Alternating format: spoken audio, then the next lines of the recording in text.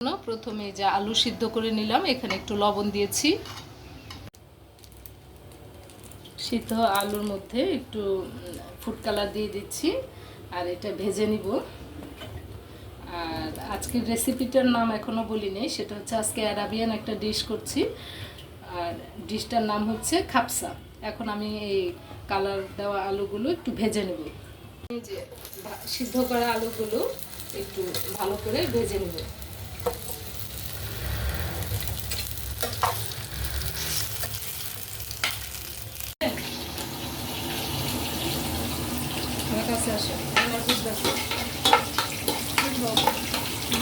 আমি পেঁয়াজ দিয়ে দিলাম, এখন লাল লাল করে ভেজে ফেললাম আলুগুলো। এখন এখানে আমি আবার বাদাম ভাজবো পোলাও রান্না করার জন্য। এখন আমি পেঁয়াজ তেল দিয়ে দিয়েছি, এর সাথে আমি এখন গরম মশলা দিয়ে দিচ্ছি, দারচিনি, এলাচ, লবঙ্গ, স্টার অনিয়ন, আর হচ্ছে অল্প একটু জয়ত্রী। দাঁড়াও, গরম মশলা পেঁয়াজটা হালকা একটু ভেজে নিয়েছি। এখন আমি এখানে একটু আদা বাটা আর একটু রসুন বাটা দিয়ে দেবো।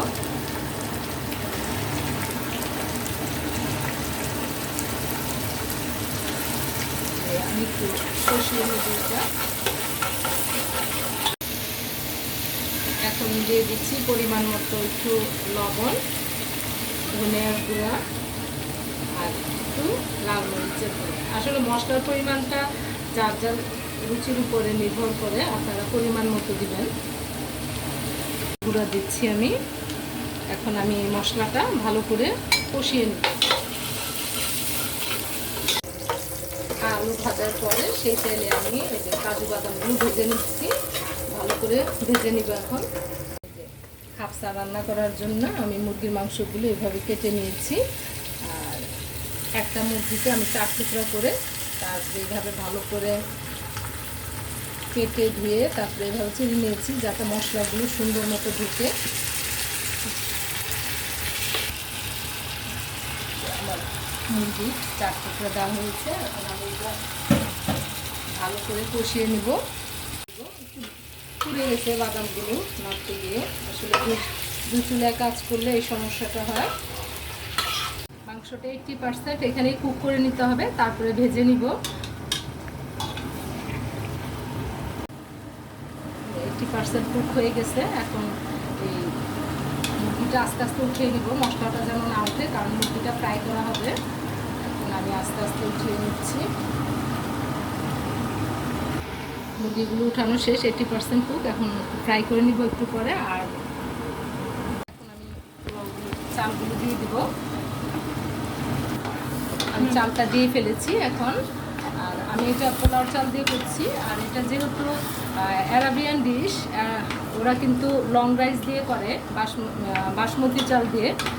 আমি বাসমতি চাল দিয়ে করলাম না, কারণ আমার বাসমতি চালের চাইতে পোলাও চাল দিয়ে কিছু করতে ভালো লাগে, কারণ বাসমতি চালে কোনো সেট নাই, শুধু শুধু লম্বা লম্বা রাইস। এই কারণে আমি পোলাও চাল দিয়েই করলাম। চালের মধ্যে পানি দিয়ে ফেলেছি, আর 1 চামচের মতো কেওড়া জল দিয়ে দিলাম। আমি এখন মুরগিটা ভাজার জন্য বাদাম ভাজা তেলের মধ্যে একটু বাটার দিয়ে দিলাম। এখন আমি মুরগিটা ভালো করে ভেজে নিব। কালার দিয়ে নিলাম।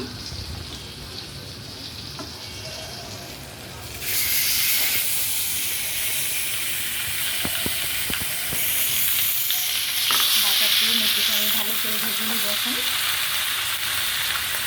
রাইসটা ফ্রাই হয়ে গেছে, এখন দমে দিয়ে রাখলে রাইসটা হয়ে যাবে।